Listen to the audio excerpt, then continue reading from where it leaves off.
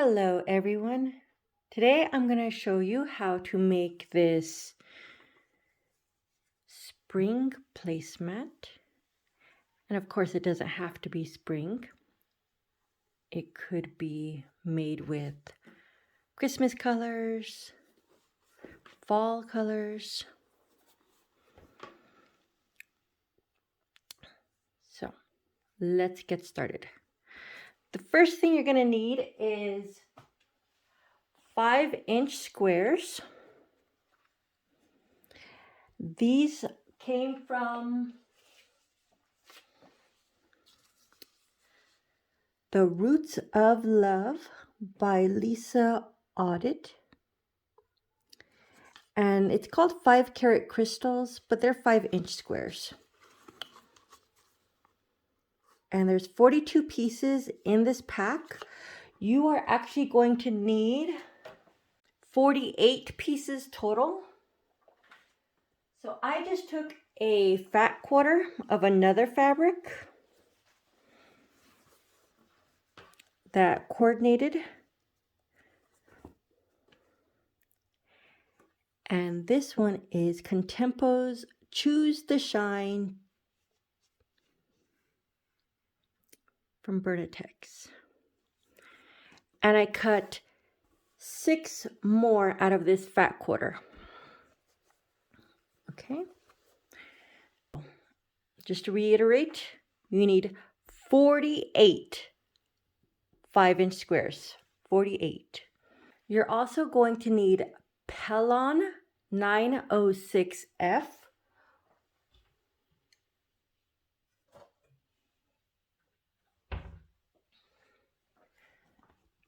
Pellon is an interfacing. This one is very thin. You can see through it. One side is shiny and smooth. The other side has little dots of glue. So we're going to lay that down. And if you have an ironing board or an ironing spot that is big enough, I suggest putting it on the ironing spot. Here I have a wool mat.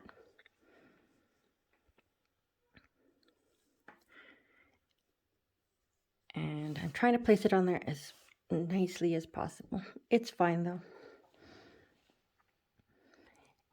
And what we're going to do is we're going to cut some of these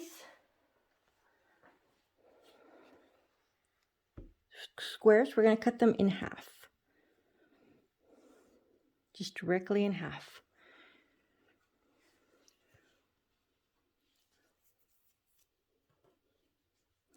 And what we're going to do with those halves is we're going to start laying them out in a pattern. Let's see. I want to take a look at all these colors. Let's see. A lot of blues in this one. Okay, so we're going to be laying them out in a pattern with a half triangle here, half triangle there, along the bottoms, 2 on the sides.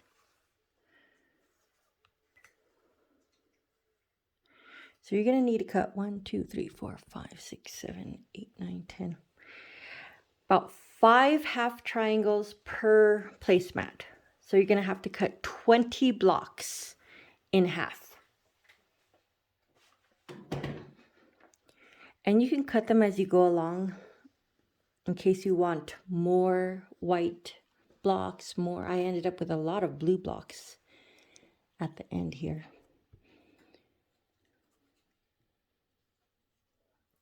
And then I cut some of my extra fabric. I cut them in half. I had some that were just regular 5-inch blocks. So let's go ahead and start designing this.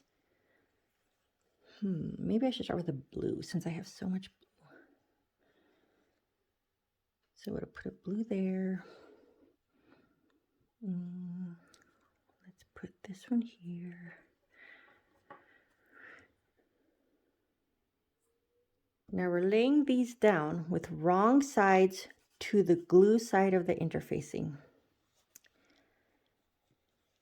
And just keep going. There is a lot of blues in this.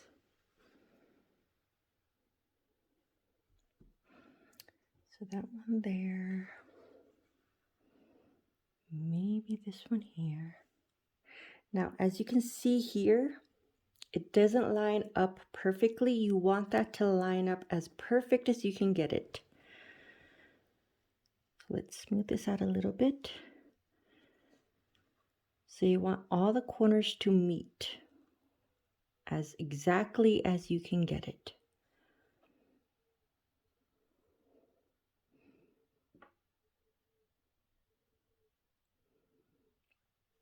Okay, let's keep going. Should I have, let's see. Maybe, I have a lot of dark blue.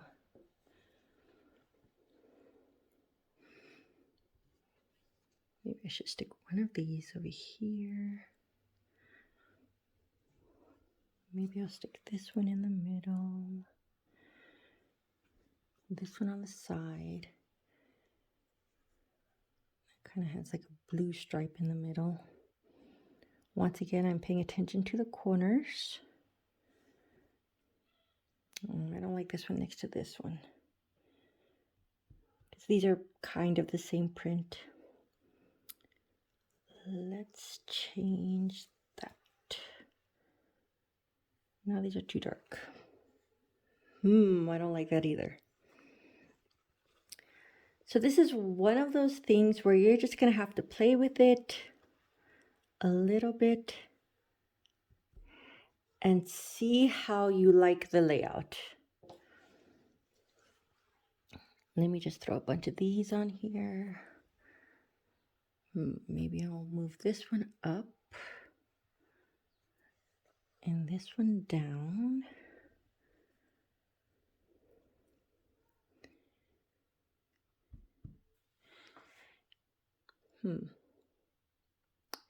Well, I'm going to keep playing with this one, but we'll move on to the next step. Once you have it laid out with all the pieces on as much as possible, and I say as much as possible because your ironing space may not be as big as this. It may be bigger than this, which is great, a lot easier.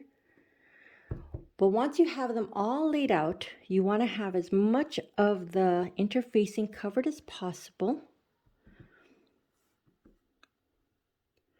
You get a wet pressing cloth. In my case, I use a cheesecloth. You lay it over your interfacing and fabric. You take your iron, push it down, wait 10 seconds, down 10 seconds, pick it up, down 10 seconds, and do it for the whole placemat.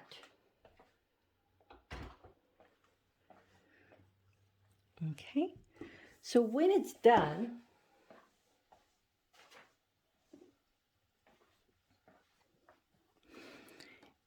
it should look like this. Now you can see that some of the interfacing does not go all the way to the edge, and that is perfectly fine because the interfacing is actually just to hold it in place so that I can move it around and I can sew it without having to worry if it's gonna come off. The next thing we're gonna do is, now that it's on this interfacing, it folds down really easily. You can see that. So you're going to sew 1/4 inch, and 1/4 inch is just a small little part here. You're going to want to set your stitch length to about a 1.5. You can see here I have a 3 stitch length, which is bigger. 1.5 is very small. This is about 1 millimeter, so 2 stitches per millimeter, or per eighth. And you're going to stitch all the way across and do it in one direction. So once you're done with this one, go to this next line. It's going to fold really easy. You can use pins or clips to keep it in place so that it stays folded while you're sewing, so it doesn't accidentally move on you. And you're going to want to sew another 1/4 inch. And when you're done, you're going to end up with these ribs on the back.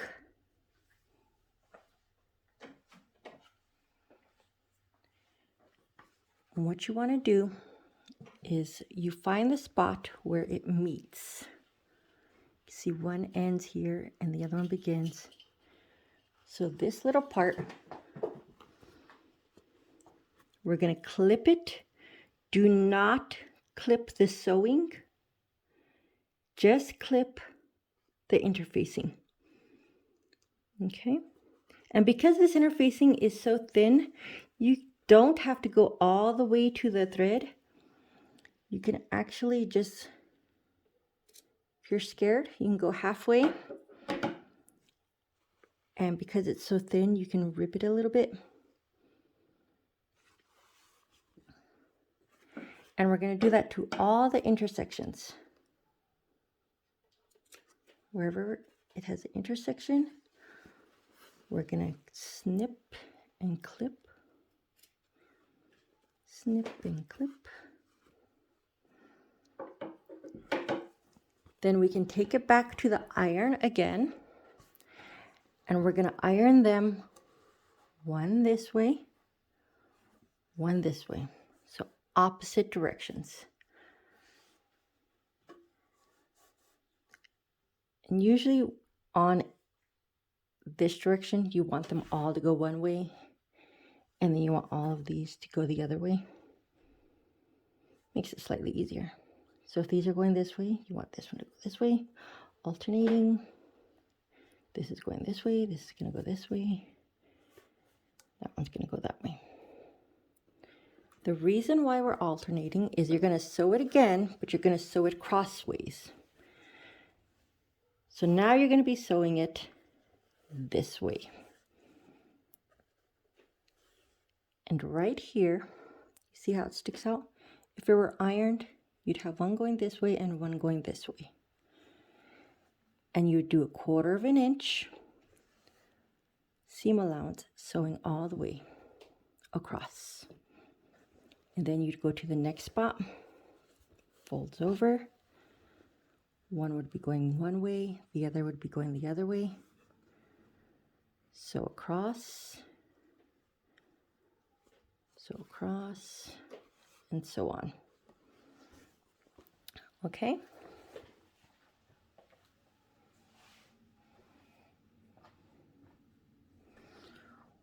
Once you have that all sewn,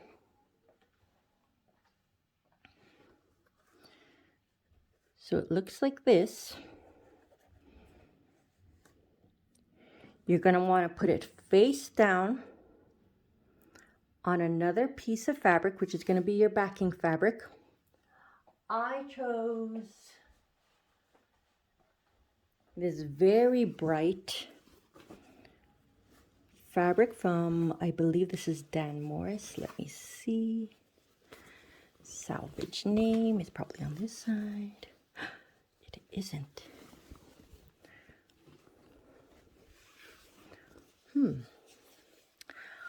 I thought this was a Dan Morris. I guess it isn't. But it's an ombre type fabric. Very bright with like a leaf and sun pattern. So I thought it was very springy.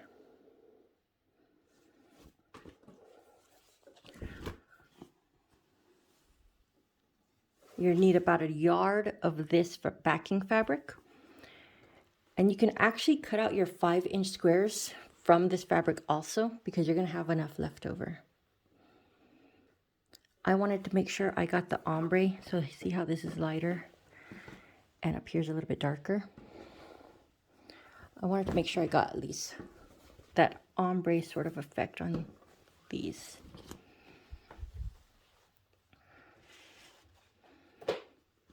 But I took this,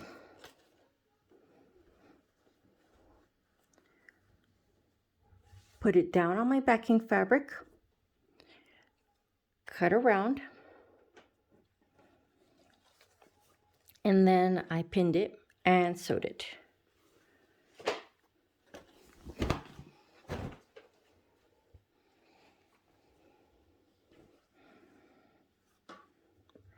So I sewed it all around the edges. I left a hole in the middle so I can turn it. And what I'm going to do is I am going to trim the edges and make sure that my corners here are cut across, because that lessens the bulk on the inside. And I'm just cutting off the extra fabric. You don't need to cut it all off, but I'm just cutting off a little bit. Cutting across so that lessens the bulk. Remember, when you cut across, try to get close to the stitching, but do not cut the stitching.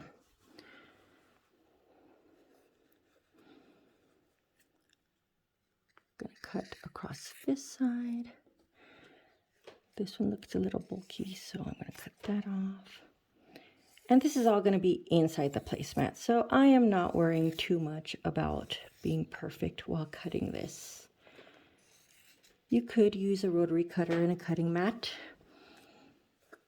You could measure everything perfectly, and that is perfectly okay.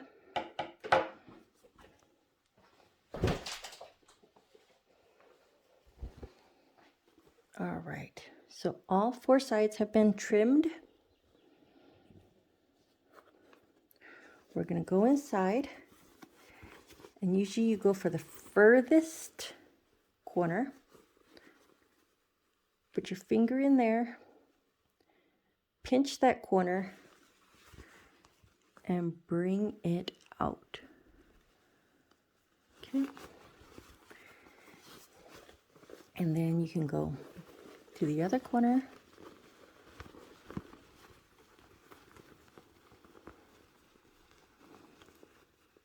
Pinch that corner.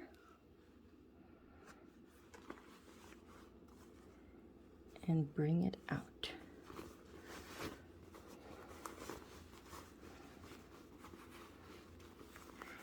And you can just keep doing that with all the corners.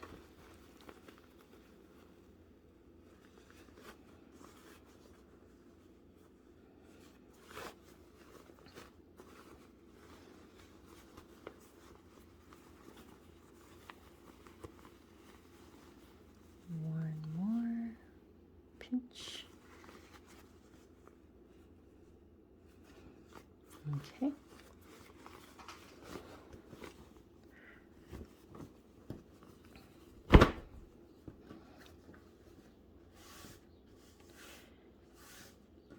And there it is. And look at these areas where the corners meet. They are almost perfectly lined up.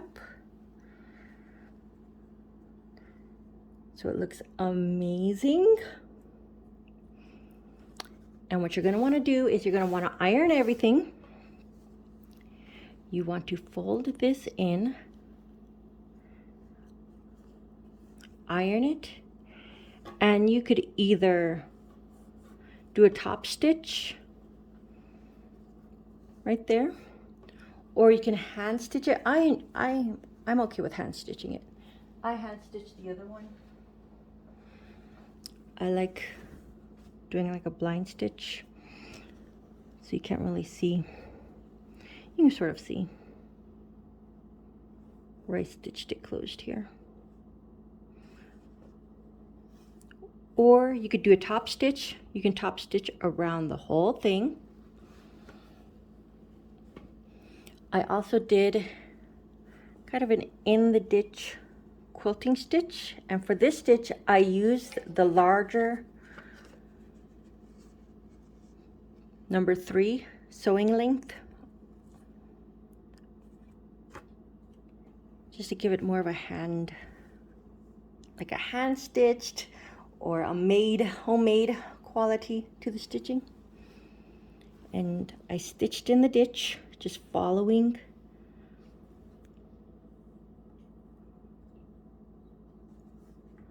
the lines one way, and then I did it the other way, following the lines the other way. Sometimes I went over, that is fine.